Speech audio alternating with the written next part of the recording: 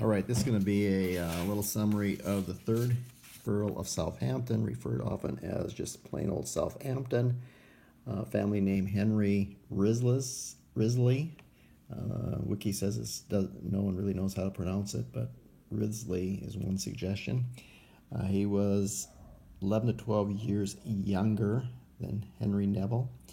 He was born 1573, died 1624, compared with Henry Neville, 1562 to 1615. Interesting character. These were the sonnets. This was the individual to whom the sonnets were written by the real Shakespeare, to whom the sonnets were addressed. He was a senior and powerful member of the aristocracy. In his youth, he was the ward of Lord Burghley.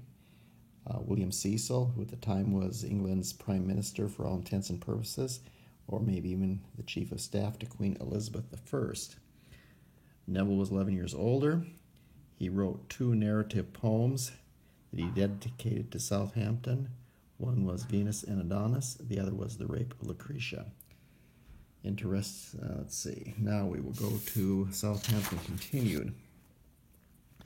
Southampton, when he was 8 years old, his father had died, so he became a ward of William Cecil, the Prime Minister of England, the Chief of Staff for the Queen Elizabeth, so he was in good company. At 12 years of age, he matriculated to St. John's College in Cambridge. It's well known for homosexuality, interestingly enough.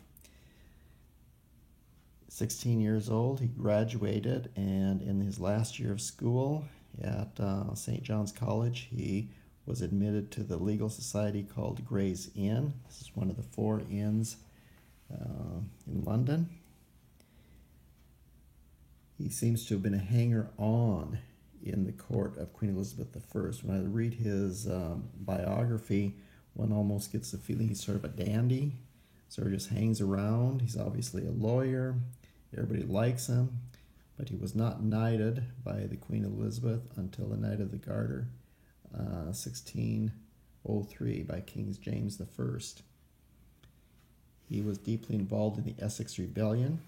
He was sentenced to death, but Cecil urged clemency, and he was sentenced to life in prison and then released, of course, when James I became king.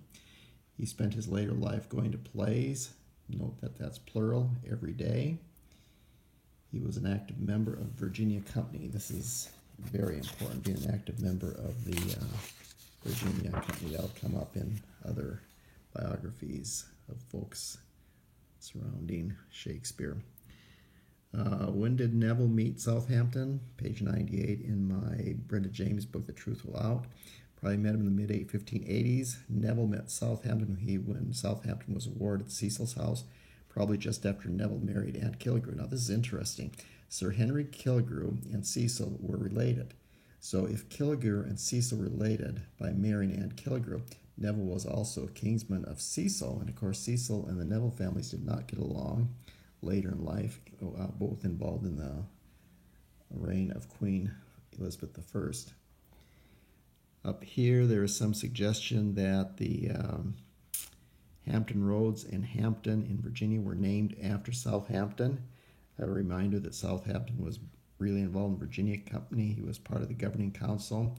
He was involved in the Jamestown colony, so some names associated possibly. It's debatable. Southampton's a common name in England, but the harbor, Hampton Roads, and Hampton River, Hampton, Virginia, Southampton County, Virginia, and maybe even Northampton County, Virginia. Very debatable, as we've said. Now, very interesting. Praise of Southampton by the real Shakespeare probably occurred just as Neville was becoming Shakespeare, page 98 in that same book. He was close friends, even though Southampton testified against Neville after the Essex Rebellion. The sonnets seem to be written to a much-loved man who is forgiven by the author for a serious transgression. So again, we have a Shakespeare who was about 11 to 12 years senior to Southampton. He met Southampton when Southampton was a teenager, young man. They became close friends, stayed within the circles, obviously became very close. But even so, Southampton testified against Neville after the Essex Rebellion, but Neville forgave him, and forgave him very publicly with his sonnets, again, which were to a much loved man who was forgiven by the author, in this case Sir Henry Neville, aka Shakespeare, for a serious transgression. And that's enough for Southampton today.